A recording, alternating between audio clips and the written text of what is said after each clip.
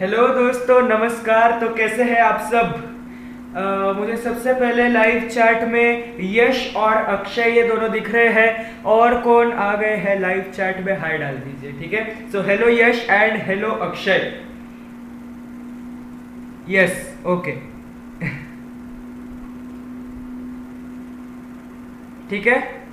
तो कल जो लैगिंग का प्रॉब्लम हो रहा था, that was not from my side, that was from your side purely, ठीक है। So please don't blame me, क्योंकि आप अगर रिकॉर्डिंग देख लो कहीं भी अटका नहीं है, ठीक है। Now am I audible and visible correctly? ठीक से दिखाई और सुनाई दे रहा हूं मैं? Yes, hello. क्या मैं ठीक से दिखाई और सुनाई दे रहा हूं?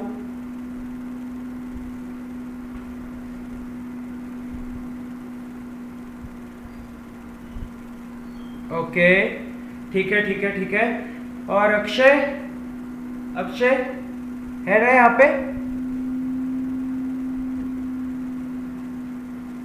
यार मुझे समझ में नहीं आता, सब लोग भूल क्यों जाते हैं? 2 या 3 ही लोग आते हैं रोज। मैं जब रिपीट में देखता हूँ ना तो बहुत लोग देखते हैं, जैसे ऋग्वेद है, ठीक है, वो भी रिपीट ही देखता है, ठीक है। तो पता नहीं क्या प्रॉब्लम है। चलिए, so let's start with the session. और लाइक ठोको ना किया हो तो, ठीक है। तो आज है effects of electric current part 6, और डिस्क्रिप्शन में गलत छपा हुआ है, sorry for that. Electric generator नहीं, आज हम इलेक्ट्रिक मोटर के बारे में पढ़ने वाले हैं। बहुत इंपॉर्टेंट टॉपिक।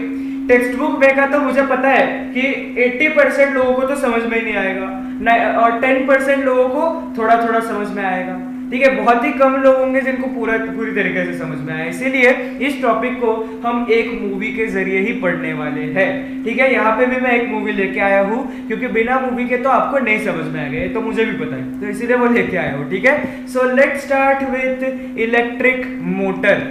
अब देखिए, पहले हम एक बार इंट्रोडक्शन ले लेते हैं। So you know various forms of energy. You also know that energy can change its form. A device changing electrical energy into mechanical energy is known as electric motor. What is electric motor का answer आ गया, ठीक है। इसको mark कर लेना, बड़ा important है कि भाई जो डिवाइस तुम उसको इलेक्ट्रिसिटी दोगे, उस इलेक्ट्रिसिटी को वो मैकेनिकल एनर्जी में कन्वर्ट कर देगा। मैकेनिकल एनर्जी मतलब जो सच में जो हमें दिखती है, ठीक है, मूवमेंट के लिए हो चाहे, ठीक है, उसको हम कहते हैं मैकेनिकल एनर्जी। तो उसमें कन्वर्ट करने वाले डिवाइस को कहते हैं इलेक्ट्रिक मोटर। अब मोटर अलग अलग टाइप की होती है। आपकी गाड़ियां जो रहती है, असली गाड़ियों में मोटर रहती है, हमारी जो टॉय कार्स होती है उसमें भी मोटर होती है, एरोप्लेन्स में भी मोटर होती है। इंजन क्या है भाई, इंजन में मोटर ही तो होती है, बस डिफरेंस ये है कि वहां पे पेट्रोल वाली मोटर रहती है, यहाँ पे इलेक्ट्रिक मोटर की बात हो रही है, ठीक है। तो दैट इज द थिंग। और इस मोटर से ही क्या होता है, इस मोटर से ही मैकेनिकल एनर्जी मिलती है, जिसकी वजह से टायर घूमता है और व्हीकल चलता है। अगर आप टॉय कार की बात कर लीजिए, उसमें तो इलेक्ट्रिक मोटर ही लगी हुई रहती है ना, ठीक है। Now around us in our day to day life an electric motor is a boon. Boon का मतलब वरदान। हमारे लिए एक वरदान है कि हमारे पास इलेक्ट्रिक मोटर है। इतनी सारे उसके एप्लीकेशंस होते हैं ना, बिना इलेक्ट्रिक मोटर के ना बहुत ज्यादा असहाय हो जाते हैं, ठीक है। It is used in fans, refrigerators, mixers, washing machines, computers, pumps etcetera. हर जगह इस्तेमाल होता है। तुम्हें वॉशिंग मशीन को घुमाना है, मोटर का इस्तेमाल होगा। तुम्हें पंखा घुमाना है, मोटर का इस्तेमाल होगा। इवन रेफ्रिजरेटर में भी मोटर का इस्तेमाल होता है। क्यों होता है? वो रेफ्रिजरेटर को ठंडा करने के लिए, ठीक है। मिक्सर को घुमाना है, मोटर का इस्तेमाल होगा। कंप्यूटर में पंखे रहते हैं छोटे छोटे, जिसमें से उसकी सारी गर्म हवा बाहर निकलती है, उसको घुमाना है, मोटर चाहिए। हर एक चीज के लिए मोटर लगती है। अब ये मोटर काम कैसे करती है वो हम इस चैप्टर में देखने वाले हैं। तो ये हमारी असली मोटर बड़ी वाली, और ये है हमारी टॉय वाली मोटर छोटी सी, ठीक है। Now let's see, let's watch a movie, ठीक है। तो कौन कौन तैयार है बताओ मुझे, कौन कौन तैयार है मूवी देखने के लिए, बताओ। एक second.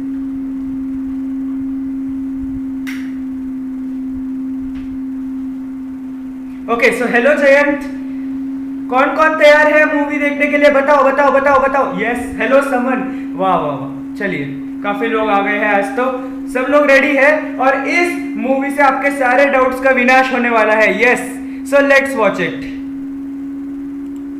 Yes, Jayant. Okay. So let's start. वैसे ही एक करंट फ्लो करना चालू कर देती है और ये फैन ये स्पिन करने लगता है। तो इसके अंदर होता है एक डिवाइस जो कि इलेक्ट्रिसिटी को कन्वर्ट कर सकता है रोटेशन मोशन में, और इसे हम बुलाते हैं इलेक्ट्रिक मोटर।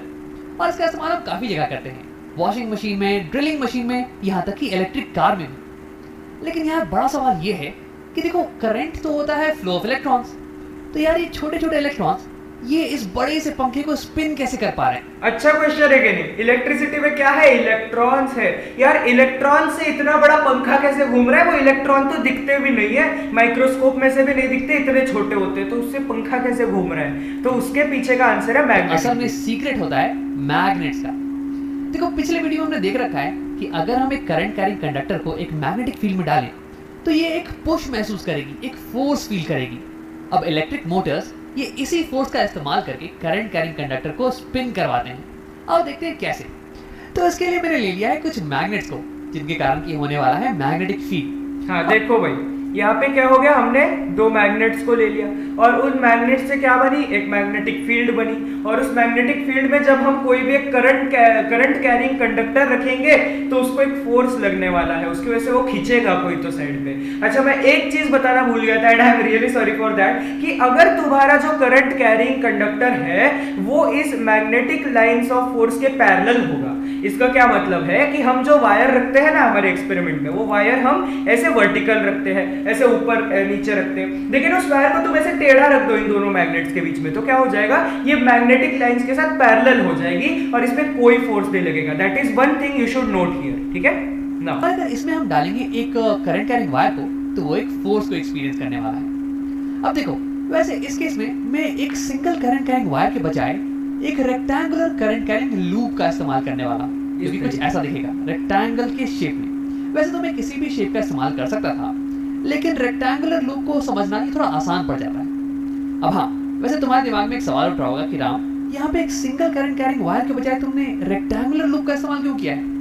तो देखो, ये तुम्हें क्लियर हो जाएगा थोड़ी ही देर बाद, अभी के लिए तुम घबराना मत। और हाँ, यहाँ पे ये सर्किट कंप्लीट भी होना चाहिए था। यहाँ पे एक बैटरी होती है पोटेंशियल डिफरेंस के लिए, और कुछ वायर्स होती है जिससे करंट जाए और फिर करंट आए बैटरी में, लेकिन मैंने उसे दिखा नहीं रखा है, ये मैं तुम्हें बाद में दिखाने वाला हूँ। तो इस रेक्टेंगुलर लूप की हर एक साइड ये एक करंट कैरिंग कंडक्टर की तरह बिहेव करेगी, जो कि मैग्नेटिक फील्ड में रखी हुई हो। जैसे कि ये वाली साइड पे ले लो, ये करंट कैरी कर रही है और ये मैग्नेटिक फील्ड में है। सिमिलरली ये वाली भी मैग्नेटिक फील्ड में है और ये वाली साइड भी मैग्नेटिक फील्ड में है। यानी कि इन सब पे अलग अलग फोर्स लगने वाला है, और हो सकता है कि इसके कारण ये लूप ये रोटेट करना चालू कर दे। आओ देखते हैं अब ये लूप कैसे मूव करेगा, ये पता लगाने के लिए। अच्छा, सबको फ्लेमिंग का लेफ्ट हैंड रूल याद है ना जी? याद है सबको? ये ऐसे परपेंडिकुलर पकड़ते हैं उंगलियों को, याद है ना? हाँ, उसका इस्तेमाल होने वाला है, इसलिए याद कर लो। हर साइड पे लगने वाले फोर्स की डायरेक्शन का पता लगाना पड़ेगा, और इसके लिए इस्तेमाल करने वाले हैं फ्लेमिंग के लेफ्ट हैंड रूल का, जो कि कहता है कि अपने लेफ्ट हैंड की तीनों उंगलियों को कुछ ऐसे खोलना कि ये एक दूसरे के परपेंडिकुलर हो। तो उसके बाद थंब तुम्हें फोर्स की डायरेक्शन बताएगी, फोर फिंगर मैग्नेटिक फील्ड की डायरेक्शन बताएगी, और मिडिल फिंगर ये करंट की डायरेक्शन बताएगी, FBI। अब देखो, हर साइड पे फोर्स की डायरेक्शन का पता लगाने के लिए मैं उंगलियों को करंट और मैग्नेटिक फील्ड की डायरेक्शन में अलाइन करने वाला हूँ। तो अब यही करते हैं, हर साइड पे लगने वाले फोर्स की डायरेक्शन का पता लगाते हैं। अब देखो, फर्स्ट केस में क्या हो गया, पिंक वायर के समय पे ये जो हमारी ब्लू कलर की उंगली दिखाई गई है, ये ब्लू कलर की उंगली कुछ इस तरीके से होगी एडजस्ट, क्योंकि ये करंट दिखा रही है, तो करंट की डायरेक्शन उस तरफ है तो ये उस तरफ जाएगी, ठीक है। और जो मैग्नेटिक फील्ड की डायरेक्शन है वो इस तरफ है, तो ये जो हमारी येलो वाली उंगली है ये इस तरफ होगी, तो फिर हमें फोर्स का डायरेक्शन मिलेगा ऊपर की तरफ, जैसा कि आप देख सकते हैं, राइट? देखिए अब, लेकिन इसके पहले कि मैं तुम्हें ये करके दिखाऊं, क्यों नहीं वीडियो को पॉज करो और खुद से एक बार ट्राई करो। अब अगर तुमने ट्राई कर लिया तो देखते हैं। सबसे पहले इस पिंक वायर पे लगने वाले फोर्स का पता लगाते हैं। तो देखो, यहाँ पे करंट जा रहा है अंदर की तरफ, तो यानी कि मेरी मिडिल फिंगर ये अंदर की तरफ पॉइंट करनी चाहिए, और यहाँ पे मैग्नेटिक फील्ड ये लेफ्ट डायरेक्शन में, यानी कि फोर फिंगर ये लेफ्ट डायरेक्शन में पॉइंट करेगा। तो फिर अगर मैं अपने लेफ्ट हैंड को अलाइन करूं तो फिर ये कुछ ऐसा दिखने वाला है। देखो, यहाँ पे थंब ये ऊपर की तरफ पॉइंट कर रही है, यानी कि पिंक वायर पे फोर्स ये ऊपर की तरफ लग रहा होगा। अब अगर मैं सेम चीज इस ब्लू वायर के साथ करूं तो यहाँ पे मुझे कुछ ऐसा दिखने वाला है। देखो, क्या आप देख सकते हैं, ये करंट इस तरफ आ रहा है, हमारी जो मिडिल फिंगर है वो इस तरफ आ गई, ठीक है। जो मैग्नेटिक फील्ड है वो इस तरफ है, ठीक है, तो हमारी जो इंडेक्स फिंगर है वो इस तरफ है, तो हमारी जो थंब है वो थंब नीचे की तरफ पॉइंट आउट करने वाला है, इसका मतलब नीचे की तरफ फोर्स लग रहा है यहाँ पे। तो हमारी थंब ये नीचे की तरफ पॉइंट कर रही है, यानी कि ब्लू वायर पे फोर्स ये नीचे की तरफ लग रहा होगा। अब आप बात करते हैं इस वायर की। देखो इस केस में करंट ये राइट जा रहा है और मैग्नेटिक फील्ड ये लेफ्ट जा रही है। तो यार यानी कि करंट और मैग्नेटिक फील्ड ये दोनों ही एक दूसरे के पैरेलल हैं। अब याद करो कि हमने पिछले एक वीडियो में पढ़ रखा है कि अगर करंट और मैग्नेटिक फील्ड ये दोनों पैरेलल हो जाएं तो यानी कि इस केस में कोई भी फोर्स नहीं लगने वाला है। तो यानी कि इस समय इस वायर पे तो कोई भी फोर्स नहीं लगेगा, कोई फोर्स नहीं। सिमिलरली इस वायर पे भी यहाँ पे करंट और मैग्नेटिक फील्ड ये एक दूसरे के पैरेलल हैं। तो यानी कि इस केस में हमारी कॉइल पे केवल दो ही फोर्स लग रहे हैं, इस पे ऊपर की तरफ, इस पे नीचे की तरफ। अब मैं इसे दिखा देता हूँ कुछ ऐसे। तो अब क्या तुम अंदाजा लगा सकते हो कि हमारी कॉइल ये कैसे मूव करने वाली है? तो इसे दिखाने के लिए मेरे पास एक वीडियो है। देखो यहाँ पे मैंने एक बोर्ड को ले लिया है और मान लो कि ये हो गई रेक्टेंगुलर कॉइल, तो यानी कि इस साइड पे फोर्स लग रहा है ऊपर की तरफ और इस साइड पे फोर्स लग रहा है नीचे की तरफ। तो ये कॉइल कुछ ऐसे स्पिन करने क्या आप देख पा रहे हैं? देखो यहाँ पे स्पिनिंग हो रही है राइट क्लॉकवाइज डायरेक्शन में। तो यानी कि हमारे केस में भी हमारी कॉइल ये क्लॉकवाइज डायरेक्शन में स्पिन करने लगेगी कुछ ऐसे। अब देखो अभी तक तो इस वायर पे लगने वाला फोर्स और इस वायर पे लगने वाला फोर्स ये बिल्कुल ही सेम रहने वाले हैं, क्योंकि देखो अभी भी इस वायर पे करंट ये अंदर की तरफ जा रही है और मैग्नेटिक फील्ड ये अभी भी लेफ्ट की डायरेक्शन में, यानी कि फोर्स ये अभी भी ऊपर की तरफ होने वाला है। सिमिलरली इस पे फोर्स ये अभी भी नीचे की तरफ होने वाला है। लेकिन तुम अभी ये सोच सकते हो कि राम ये वाला वायर ये तो अब मैग्नेटिक फील्ड के पैरेलल नहीं रहा, पहले ये पैरेलल था तो इसलिए इस पे कोई भी फोर्स नहीं लग रहा था, लेकिन अब तो यार ये कुछ एंगल बना रहा है, तो यानी कि इस पे कुछ ना कुछ फोर्स लगना चाहिए। तो हाँ तुम बिल्कुल सही हो, और सिमिलरली इस वायर पे भी अब कुछ ना कुछ फोर्स लगना चाहिए। लेकिन अगर तुम ये सोच रहे हो कि ये इन दोनों वायर पे लगने वाला फोर्स ये हमारे स्पिनिंग मोशन को अफेक्ट करेंगे ना, तो ये सही नहीं है। आओ देखते हैं कैसे। तो अगर मैं इस वायर पे फ्लेमिंग का लेफ्ट हैंड रूल लगाऊं तो देखो यहाँ पे मैग्नेटिक फील्ड ये लेफ्ट डायरेक्शन में जा रही है और हमारी करंट ये थोड़ी नीचे के डायरेक्शन में पॉइंट कर रही है। तो यानी कि फ्लेमिंग का लेफ्ट हैंड रूल ये कुछ ऐसा दिखने वाला है। हाँ तो यानी कि हमारी थंब ये पॉइंट कर रही है अंदर की तरफ, यानी कि इस वायर पे फोर्स ये लगने वाला है अंदर की तरफ। और सिमिलरली अगर मैं इस वायर पे फ्लेमिंग का लेफ्ट हैंड रूल लगाऊं तो ये कुछ ऐसा दिखने वाला है, यानी कि इस केस में हमारी थंब ये बाहर की टुवर्ड्स पॉइंट कर रही है, यानी कि इस वायर पे फोर्स ये बाहर की टुवर्ड्स लगने वाला है। तो यार ये दोनों फोर्सेस ये हमारे कॉइल के साथ कर क्या रही हैं? तो देखो ये दोनों फोर्सेस ये हमारे कॉइल को खींचने की कोशिश कर रही हैं ऑपोजिट डायरेक्शन में। लेकिन देखो घबराने की बात नहीं है, हमारा कॉइल ये थोड़ा मजबूत मटेरियल से बना हुआ है तो इससे कुछ होने वाला नहीं। देखो यहाँ पे अगर मैं बोर्ड को मैं ऑपोजिट डायरेक्शन में खींचने की कोशिश करूँ कुछ ऐसे, तो बोर्ड को कुछ होता नहीं, और इनफैक्ट इन फोर्सेस के कारण ये बोर्ड ये रोटेट भी नहीं कर रही है। तो यानी कि इन फोर्सेस के कारण इनके बोर्ड के रोटेशन पे कोई फर्क ही नहीं पड़ता। तो सिमिलरली मैं कह सकता हूं हम यहाँ पे सिर्फ रोटेशन की बात कर रहे हैं, इस कॉइल की स्पिनिंग पे कोई भी फर्क नहीं पड़ने वाला है। यानी कि पूरे मोशन में, पूरे स्पिनिंग मोशन में हम इन दोनों वायर पे लगने वाले फोर्सेस को इग्नोर कर सकते हैं, क्योंकि हम तो यार इस कॉइल की स्पिनिंग को स्टडी कर रहे हैं ना, और ये दोनों फोर्सेस ये स्पिनिंग पे तो कोई प्रभाव नहीं डाल रहे हैं। तो यानी कि अब हमारी कॉइल ये रोटेट करने वाली है आसानी से कुछ ऐसे। लेकिन तुरंत ये एक छोटी सी प्रॉब्लम होने वाली है। देखो इसे समझाने के लिए मैं तुम्हें बोर्ड को दिखाता हूँ। तो देखो अगर हमें चाहिए कि हमारा बोर्ड ये हमेशा क्लॉकवाइज डायरेक्शन में गोल घूमता रहे, तो इसके लिए मुझे हमेशा राइट साइड को नीचे की तरफ ढकेलना पड़ेगा और लेफ्ट साइड को ये हमेशा ऊपर की तरफ पुश करना पड़ेगा। लेकिन यार यहाँ देखो, जैसे ही हमारी पिंक वाली वायर ये राइट साइड में आई तो वैसे ही यहाँ पे फोर्स ये तो अभी भी ऊपर की तरफ लग रहा है, और हमारी ब्लू वायर जो कि लेफ्ट में आ गई है अब इस पे फोर्स ये अभी भी नीचे की तरफ लग रहा है। तो यानी कि यार ये कॉइल ये तो अब एंटी क्लॉकवाइज डायरेक्शन में रोटेट करने वाली है। ये पहले स्लो डाउन हो जाएगी और फिर ये ऐसे एंटी क्लॉकवाइज डायरेक्शन में रोटेट करेगी। और देखो अब ये फोर्स फिर से ऊपर है और यहाँ पे नीचे, यानी कि ये फिर से कॉइल ये क्लॉकवाइज डायरेक्शन में रोटेट करेगी और फिर एंटी क्लॉकवाइज डायरेक्शन और फिर से क्लॉकवाइज डायरेक्शन। तो यार ये तो एक अच्छी मोटर है नहीं, ये तो एक भी चक्कर को कंप्लीट नहीं कर पा रही है। तो वही कोई ऐसा पंखा लगाएगा जो पहले ऐसे घूम रहा है, फिर ऐसे घूम रहा है, फिर ऐसे घूम रहा है, फिर ऐसे घूम रहा है, उससे कुछ हवा ही नहीं आएगी। तो कैसे ठीक किया जाए, इसमें क्या करना पड़ेगा? तो देखो हमें चाहिए कि हमारा कॉइल ये हमेशा क्लॉकवाइज डायरेक्शन में चक्कर काटता रहे। तो यानी कि इसके लिए जब हमारी कॉइल इस पोजीशन पे आए तो देखो इस वायर पे लगने वाला फोर्स इसकी डायरेक्शन को रिवर्स कर जाना चाहिए, ऊपर से नीचे हो जाना चाहिए। सिमिलरली इस वायर पे लगने वाला फोर्स ये अब नीचे से ऊपर की तरफ हो जाना चाहिए, तभी तो ये लूप ये अपने साइकिल को कंप्लीट कर पाएगी यार। तो यार यहाँ पे हम फोर्स की डायरेक्शन को रिवर्स कैसे करें? अच्छा, एक कॉन्सेप्ट रिफ्रेश कर लेते हैं। कल हमने क्या पढ़ा था कि अगर हम मैग्नेटिक फील्ड या फिर जो दूसरा है हमारा करंट, इन दोनों के डायरेक्शन में से किसी भी एक को अगर हम रिवर्स कर दें तो फोर्स की डायरेक्शन भी रिवर्स हो जाएगी। आपको याद है, या तो हम मैग्नेटिक फील्ड को रिवर्स कर दें तो भी फोर्स की डायरेक्शन रिवर्स हो जाएगी, या तो हम सिर्फ करंट को रिवर्स करें तो उससे भी फोर्स की डायरेक्शन रिवर्स हो जाएगी। ठीक है, तो यहाँ पे हम या तो मैग्नेटिक फील्ड को दूसरी तरफ कर सकते हैं, अभी लेफ्ट साइड जा रही है उसको राइट साइड कर सकते हैं, या तो हम करंट के डायरेक्शन को चेंज कर सकते हैं। देखिए, तो इसके लिए हम लेके आते हैं अपने लेफ्ट हैंड रूल को। देखो अभी थंब पॉइंट कर रहा है ऊपर की तरफ, हमें चाहिए कि थंब ये नीचे की तरफ पॉइंट करे। तो ऐसा करने के दो तरीके हैं। या तो तुम, पहला तरीका ये है कि तुम मैग्नेटिक फील्ड की डायरेक्शन को रिवर्स कर दो, ये भी लेफ्ट पॉइंट कर रही है इसे राइट कर दो, लेकिन करंट की डायरेक्शन को सेम रखना। अब इसे खुद से अगर तुम ट्राई करोगे ना तो तुम्हें दिखेगा कि तुम्हारी थंब ये नीचे की तरफ पॉइंट कर रही है। लेकिन यार इसे कर पाना प्रैक्टिकल लाइफ में थोड़ा मुश्किल पड़ता है। हमें मैग्नेटिक फील्ड की डायरेक्शन को रिवर्स करने के लिए ये मैग्नेटिक पोल्स को रिवर्स करना पड़ेगा। अब यार ये थोड़ा सा पेचीदा हो जाता है, तो इसे हम नहीं करने वाले हैं। अब देखो दूसरा तरीका ये है ना कि मैग्नेटिक फील्ड की डायरेक्शन को तुम सेम रखो, लेकिन करंट की डायरेक्शन को रिवर्स कर दो। और अगर तुम ऐसा करोगे तो देखो तुम्हारी हैंड कुछ ऐसे दिखेगी। देखो थंब ये नीचे की तरफ पॉइंट कर रहा है, यानी कि अब इस वायर पे फोर्स ये नीचे की तरफ पॉइंट करने वाला है। तो यानी कि ऐसे ही अगर मैं पूरे कॉइल में करंट को रिवर्स कर दूं, तो यानी कि हर जगह पे फोर्स ये अब रिवर्स हो जाने वाला है। इस वायर पे फोर्स अब नीचे की तरफ लगेगा, इस वायर पे फोर्स अब ऊपर की तरफ लगेगा, और हमारी कॉइल ये अब क्लॉकवाइज डायरेक्शन में अपने चक्कर को पूरा कर पाएगी।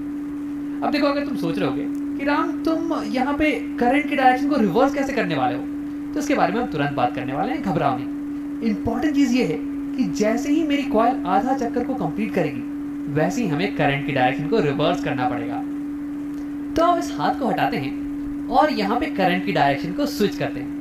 देखो जैसे ही मैंने करंट को स्विच किया हमारी फोर्सेस की डायरेक्शन ये भी स्विच हो गई, और अब हमारी ये कॉइल ये क्लॉकवाइज डायरेक्शन में चक्कर को पूरा कर सकता है, कुछ ऐसे। लेकिन देखो जैसे ही ये वाली पोजीशन आएगी, ये ब्लू वाला वायर राइट में और पिंक वाली वायर लेफ्ट में, तो हमारे फोर्सेस ये अब ऑपोजिट डायरेक्शन में पॉइंट कर रहे हैं। ये राइट में फोर्स ऊपर है, लेफ्ट में फोर्स नीचे है। तो यार अब तो हमारी कॉइल ये कंटिन्यू नहीं कर सकती है, तो यहाँ पे हमें सेम चीज को करना पड़ेगा। हमें यहाँ पे करंट को फिर से स्विच करेंगे और हमारे फोर्सेस ये स्विच हो जाने वाले हैं, और फिर हमारी कॉइल ये कंटिन्यू करने वाली है रोटेट करना। तो यानी कि अगर हम हर आधे साइकिल के बाद करंट की डायरेक्शन को स्विच कर देना तो फिर फोर्स की डायरेक्शन भी स्विच हो जाने वाली है, और हमारा ये लूप ये कंटिन्यूअसली रोटेट करता रहे। अच्छा, यहाँ तक समझ में आ गया सबको? यहाँ तक आ गया समझ में? Okay Mishti, it is okay. यहाँ तक आ गया समझ में? कंटिन्यू करेंगे, पहले यहाँ तक आ गया क्या वो बताओ, और लाइक ठोको यार, अच्छा लग रहा हो तो। मुझे भी अच्छा लगता है यार लाइक ठोकोगे तो। ओके, समन को आ गया, बाकी लोगों को आ गया ना? ओके ओके ओके, यश को भी आ गया, और अक्षय, जयंत, मिष्टी, यहाँ तक आया समझ में? ओके, मिष्टी को भी आ गया। जयंत, अक्षय, बताओ, सब लोगों का रिस्पॉन्स चाहिए यार। ओके, हाँ ठीक है। So sorry, let's continue with the movie clockwise direction में। तो यहाँ पे हमने इलेक्ट्रिसिटी को कन्वर्ट कर दिया है रोटेशन मोशन में। अब हाँ, वैसे ही इस एनिमेशन में मैं हमेशा इसे पॉज कर दे रहा हूँ जब भी करंट स्विच कर रही है, ताकि तुम इसे क्लियरली देख पाओ, लेकिन असलियत में ये कंटिन्यूअसली होता रहता है। अब देखो एक आखिरी चीज, हम कैसे इस कॉइल को एक बैटरी से कनेक्ट करें ताकि इसमें हमेशा एक करंट फ्लो करता रहे, और हम ये कैसे हासिल करें कि हर आधे साइकिल के बाद इस कॉइल में करंट की डायरेक्शन ये स्विच कर जाएगी ताकि ये कंटिन्यूअसली क्लॉकवाइज डायरेक्शन में गोल घूमता रहे। तो इसके लिए मेरे पास यहाँ पे एक बैटरी और ये कनेक्टेड है कुछ वायर से। अब मैं इन वायर्स को डायरेक्टली ज्वाइन कर देने वाला हूँ अपने कॉइल से, कुछ ऐसे। अब जैसे ये कनेक्शन पूरा होगा वैसे ही कॉइल में करंट फ्लो करने लगेगी और ये कॉइल रोटेट करना चालू कर देगी। लेकिन देखो इस कॉइल के साथ साथ ये वायर्स ये भी रोटेट करने लगेंगे और ये उलझने लगेंगे, कुछ ऐसे। तो यार ये तो दिक्कत की बात हो गई, और हमारा कॉइल भी अब इस पोजीशन पे आ चुका है। हमें अब करंट की डायरेक्शन को रिवर्स करना पड़ेगा। तो ये हम कैसे हासिल करें? तो देखो इसके लिए हम बैटरी को रिवर्स कर सकते हैं, या फिर हम इस कनेक्शन को रिवर्स कर सकते हैं। मैं इस वायर को यहाँ ज्वाइन कर दूंगा और इस वायर को यहाँ, ताकि करंट ऑफ। लेकिन मुझे बताइए, क्या ये पॉसिबल है? क्या हम बार बार पंखे में की बैटरी चेंज कर सकते हैं? क्या हम बार बार उसका सर्किट को चेंज कर सकते हैं? यार पंखा हमारे लिए है या हम पंखे के लिए बैठे हैं, है कि नहीं? यही प्रॉब्लम है, और इसका सोल्यूशन कैसा है वो भी काफी इंटरेस्टिंग है। और फिर फोर्स की डायरेक्शन ये भी रिवर्स हो जाए, कुछ ऐसे। लेकिन देखो सवाल ये है कि यार ये चेंज इन कनेक्शन ये हम ऑटोमेटिकली कैसे करें, ताकि ये खुद से होता रहे, खुद ब खुद, हमें कुछ करने की जरूरत नहीं पड़े। तो देखो इससे करने के लिए हमें एक नए डिवाइस का इस्तेमाल करना पड़ेगा। इसे हम बुलाते हैं कम्यूटेटर। तो ये हो गया कम्यूटेटर। इसमें होते हैं स्प्लिट रिंग्स, मतलब कि दो आधे मेटालिक रिंग्स जिनके बीच में की थोड़ा सा गैप हो, और ये कनेक्टेड होते हैं हमारे कॉइल से। यानी कि हमारा कॉइल अगर रोटेट करेगा तो ये उसके साथ साथ रोटेट करने वाले हैं। और फिर इसमें होते हैं दो कार्बन ब्रशेस जो कि कनेक्टेड होते हैं वायर से और फिर हमारी बैटरी से। अब देखो ये कार्बन ब्रशेस और स्प्लिट रिंग्स ये आपस में कनेक्टेड नहीं होते हैं, बल्कि ये एक दूसरे को टच कर रहे होते हैं। जैसे कि देखो यहाँ पे ये ब्रश इस रिंग को टच कर रहा है। Okay wait, I think you are not able to see. एक मिनट, ठीक है, एक मिनट।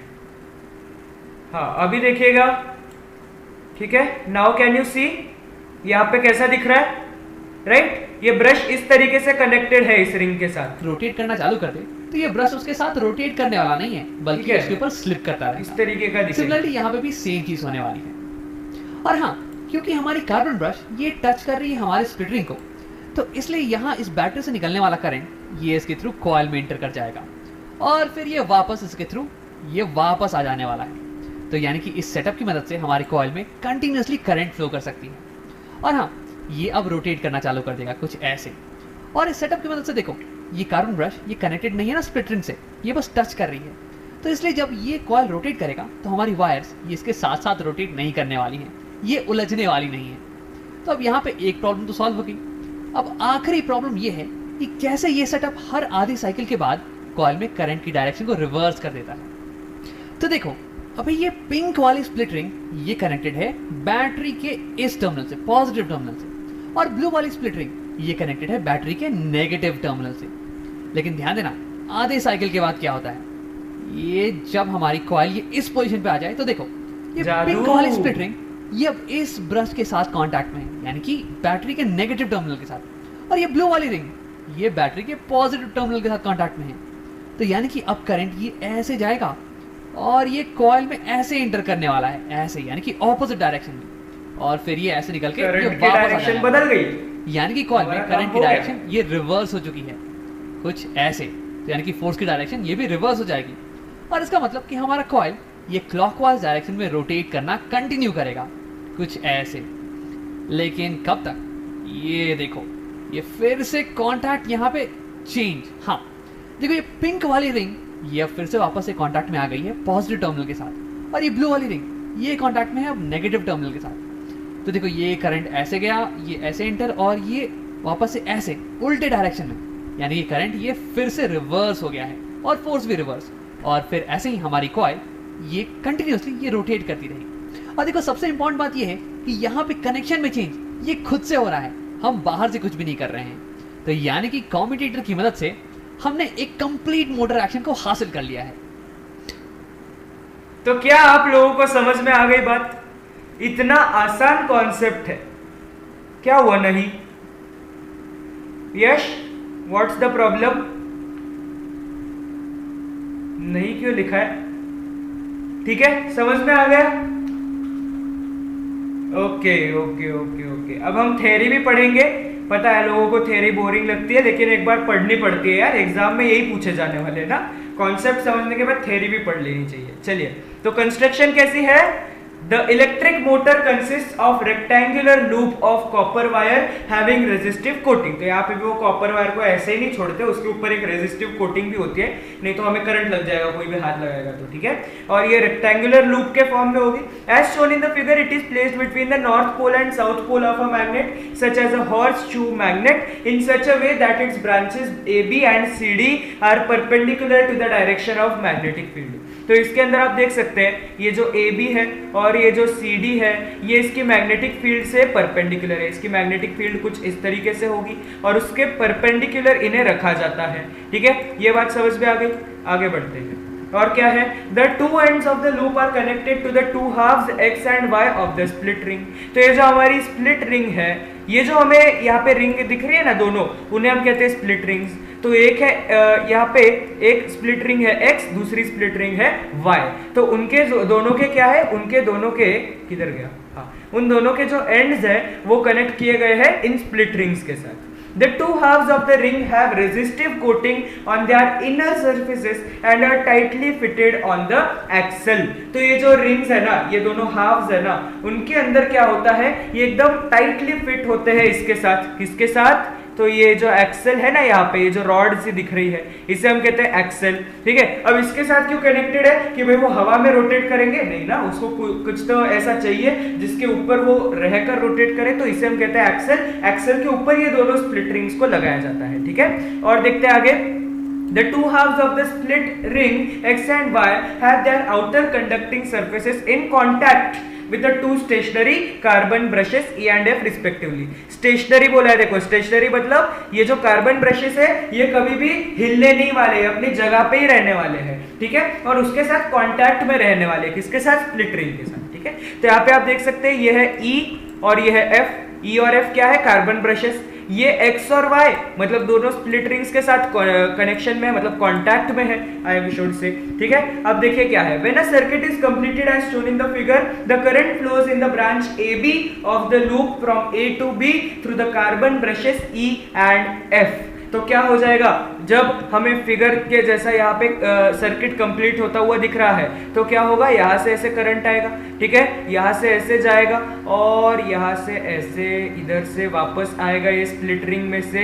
यहाँ पे कार्बन ब्रश है, कार्बन ब्रश से सर्किट में, सर्किट से यहाँ पे, यहाँ से वापस। ठीक है, इस तरीके से करंट फ्लो होगा when this is a normal connection. उसके आगे देखिए क्या है, since the direction of the magnetic field is from north pole to south pole according to the Fleming's left hand rule, a force is exerted on the branch AB and pushes it down. तो क्या हो जाएगा, जो branch AB है ना, ये north से south की तरफ जाएगा हमारा मैग्नेटिक फील्ड। तो जो ब्रांच AB है ये नीचे की तरफ पुश होने वाली है। ठीक है, ये कैसे पुश होने वाली है, नीचे की तरफ, मतलब जो हमने वीडियो में देखा उससे उल्टी चीज है ना यहाँ पे। The current in the CD branch is in opposite direction to that in the AB branch and therefore a force is exerted on the branch CD in the upward direction. Thus the loop and the axle start rotating in an anti-clockwise direction. तो यहाँ पे क्या हो जाएगा, ये जो CD branch है इसको ऊपर की तरफ फोर्स लगेगा और ये एंटी क्लॉकवाइज मतलब घड़ी से जो उल्टी डायरेक्शन होती है, हमारी जो क्लॉक चलती है उल्टी डायरेक्शन, उस डायरेक्शन में घूमने वाला है। ठीक है, वीडियो में क्लॉकवाइज था, इसमें एंटी क्लॉकवाइज है, that is the difference. After half rotation the two halves of the ring of the split ring X and Y come in contact with carbon brushes F and E respectively। तो पहले X के साथ E था, अब X के साथ F है, पहले Y के साथ F था, अभी Y के साथ E है। तो ये एक्सचेंज हो गया और एक्सचेंज होने की वजह से करंट रिवर्स हो गया। ठीक है, and the current in the loop starts flowing in the direction DCBA। तो जो लूप में का करंट है ना, उसकी डायरेक्शन अब हो गई DCBA। ठीक है, पहले उल्टा बह रहा था, अब ये वापस उल्टा हो चुका है। ठीक है, और उसकी वजह से क्या हो रहा है, therefore a force is exerted on the branch DC downward direction and on the branch BA in the upward direction। तो अब ये जो फोर्स है ये भी उल्टा हो गया, पहले DC पे अपवर्ड फोर्स लग रहा था, अब उस पे डाउनवर्ड लग रहा है। पहले BA पर डाउनवर्ड फोर्स लग रहा था, अब अपवर्ड डायरेक्शन में फोर्स लग रहा है। And the loop continues to rotate in anti clockwise direction. वो मस्त अपना लूप जो है वो घूमता जा रहा है, क्योंकि उसकी फोर्स की डायरेक्शन तो एकदम सही है उसके लिए। Thus the current in the loop is reversed after each half rotation and the loop and the axle continue to rotate in the anti-clockwise direction। तो जो लूप है, जो एक्सेल है और जो पूरा का पूरा हमारा जो सिस्टम है वो सब एंटी क्लॉकवाइज डायरेक्शन में घूमता रहेगा। ठीक है, so I hope it is clear to all of you. एक लास्ट चीज पढ़नी है आज के सेशन में, जो कि कमर्शियल मोटर्स के बारे में। Commercial motors run on the same principle, but practical changes are made in their construction. You will learn that later. तो भाई ये जो कमर्शियल मोटर मतलब बड़ी बड़ी फैक्ट्रियों में बड़ी बड़ी मशीनों में जो मोटर लगती है उसमें इतना छोटा सा सर्किट तो नहीं बैठता, उसके अंदर कुछ चेंजेस करने पड़ते हैं और वो तो आगे चल के पढ़ोगे 11th 12th में या फिर इंजीनियरिंग में, ठीक है। So did you understand this chapter? कोई भी डाउट से अभी के अभी पूछ लो या फिर आपको एक्सप्लेनेशन कैसा लगा वो बताओ, और एनटीएससी के नोट्स और बोर्ड एग्जाम के प्रैक्टिस पेपर चाहिए तो मुझे बता देना। दिल खुश कर दिया यार, अरे वाह अच्छा हुआ। कृष्णा राउत हेलो, ओके ठीक है, समझ में आ गई बात? Is it clear to everyone? आज हमने इलेक्ट्रिक मोटर को डाउट सारे क्या कहते हैं डिस्ट्रॉय कर दिए हैं और अच्छे से पढ़ लिया है, ठीक है, एकदम परफेक्ट समझ आ गया, वाह बढ़िया, अच्छा है अच्छा है, ठीक है, बहुत अच्छे से समझा, अरे वाह बढ़िया, ठीक है, okay no doubts all clear. चलो तो खत्म करें सेशन, कल एक और सेशन में मिलेंगे। कल हम सोर्सेस ऑफ एनर्जी का एक और पार्ट पढ़ने वाले हैं, आई डोंट क्वाइट रिमेम्बर क्या है वो, लेकिन कल पढ़ने वाले हैं, ठीक है। और अभी तक दोस्तों के साथ शेयर ना किया। हाँ एक बहुत ही इंपॉर्टेंट खबर है, कोई छोड़ के मत जाओ, रुक जाओ एक मिनट रुक जाओ, एक बहुत ही इंपॉर्टेंट न्यूज है आप सभी के लिए, ठीक है। अभी हमारे 485 सब्सक्राइबर हो गए हैं, तुम लोग 500 पे पहुंचाओ, ठीक है, 15 ही तो बचे हैं यार, 15 सब्सक्राइबर बढ़ाओ, 500 पे पहुंचाओ, और उसके बाद आपके लिए ऐसा सरप्राइज है ना, अपने सपने में भी नहीं सोचा होगा कि भाई संकेत ऐसा सरप्राइज देगा, ठीक है। ये सब समझा, क्लियर हो गया, okay okay okay very good, ठीक है। तो फटाफट से 500 पे पहुंचा दो और आपके लिए एक बहुत बहुत बहुत बड़ा सरप्राइज है, ठीक है, जो कि आपने कभी सोचा भी नहीं होगा ऐसा सरप्राइज है, ठीक है। इसीलिए बोलता हूं भाई दोस्तों के साथ शेयर करो। चलिए ओके, सब समझ में आ गया। चलो तो खत्म करते हैं session, and thank you so much for watching. Next session में फिर से मिलेंगे, और लैग मेरी तरफ से नहीं होता, मैं एक और बार बता रहा हूं, कोई भी डाउट मत करना, ठीक है। So thank you so much and bye bye, good night, sweet dreams and take care.